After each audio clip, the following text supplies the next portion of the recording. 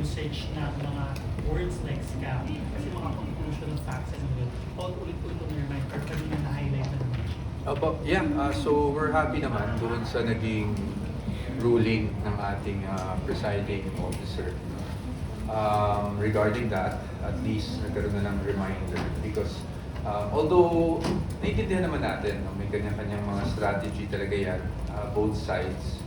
And even during our turn, we also have to be mindful dun sa mga conclusions na maaaring masabi namin, di ba? Because in this day and age, syempre, kahit i-strike off mo sa record yung nasabi, narinig na rin ng taong bayan o kung sino man ang nakikinig. No? So, very important sa amin to make that point kanina. Nang sa ganun, di ba, hindi lumalabas yung mga katagang ganun, ang word nga na ginamit ay bansag, that nasabi nga ng isang senator judge that takes a life of its own. Kaya it was very important for us to at least put that on record and ask for some guidance from the court. Again, not just for the prosecution, but also on the side of the defense. Sir, bakit po important na very careful po tayo sa paggamit po ng mga terms, mga ganun po suggestive terms, kumbaga, or may mga conclusive Kasi as you know, right now, yung impeachment trial, kung ikukumpara natin sa mga previous impeachment trials, no, sa ibang mga nangyari, hindi kasi ganun pa paano ba? Hindi pa ganun ka ginagamit yung social media ng mga panahon na yun as compared to now, everything that happens is on social media.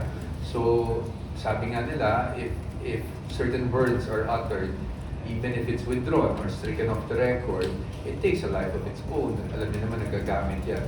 And iniiwasan natin na nagkakaroon ng konklusyon, hindi lang dito, pero kahit doon po sa publiko na nanonood.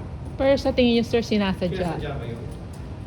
Well, I'll just leave it at that. Palagay, siguro the better way to say it is sometimes may mga strategy kaming mga abogado, diba? So, kahit sa defense naman, may mga, kahit naman kami, meron din kaming mga tinatanong, tapos wini-withdraw, diba? So, it's part of lawyering in a way.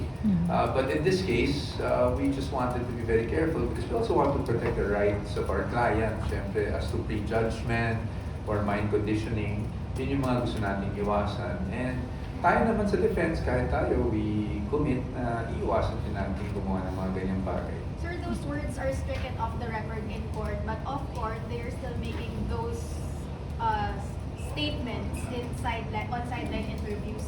What is the remedy to that? I think we'll find out tomorrow doon sa ruling na gagawin, nasabi na ng ating presiding officer. I think the presiding officer was supposed to issue that ruling today, but he did mention earlier that that will be the first thing on the agenda tomorrow. So let's just wait for that and see if the ruling can somehow fix that issue for us.